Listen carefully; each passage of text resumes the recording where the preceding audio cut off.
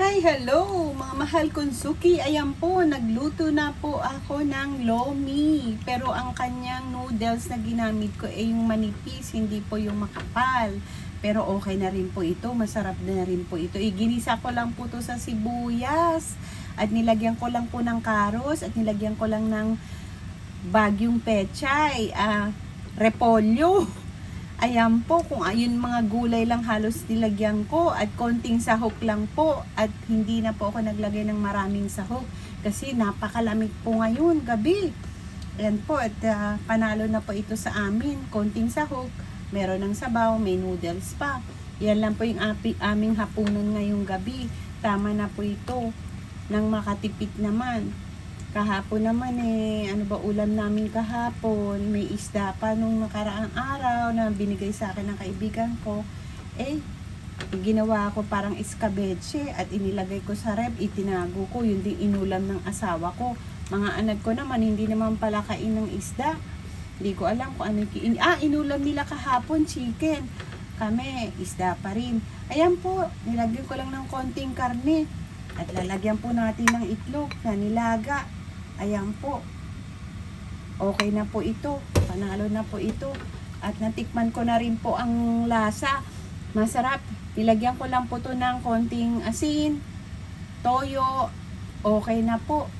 Masarap na ang kanyang lasa. At nilagyan ko ng pampalapot na cornstarch. Ayan, medyo malapot ang sabaw niya. Ayan may pagkamalapot ang sabaw. Hindi nga lang marami nilagay ko ng cornstarch, konti lang. At wala rin po tong bawang. Ginisa ko lang po ito sa sibuyas. Ayan lang po yung ginawa ko. Simpleng luto ng lomi. Okay na po ito. Pang ano na rin po ito. Pang dinner na rin po namin ito. Ilan lang naman po kami dito. Napakarami nga ng gawa ko. Pero mauubos to dahil mahilig sila sa ramen. Parang ramen na simple lang po ito. Ayan, mainit-init pa.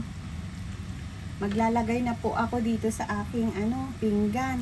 Ayoko ng masyadong maraming karne. Okay na yung konti. Tama na sa akin ng konti. Lagyan po natin ng sabaw. Halos mamaya mauubusan na to ng sabaw kasi sipsipin ng ng noodles sa sabaw. Dapat pala ilan peraso lang nilagay kong noodles para hindi masyadong sipsipin ng yung sabaw. Kaya lang, wala na akong magagawa. Maraming nalagay kong noodles. Ayan po. Nilagay ko na po. At lagyan lang natin ng itlog. Okay na po ito. Masarap na po ito. Ayan. Ayan po. Tingnan. May butas pa yung itlog ko. Kakainin naman nila yan. Para mas magandang tingnan. Ikot natin yung ayan. O di po ba? Ayan na po. Meron na akong ulam ngayon. May kanin na. May carbs kasi. Carbs yung noodles. Ayan. May gulay na. Panalo na. Ito lang po yung ulam namin. Ayan mga suki.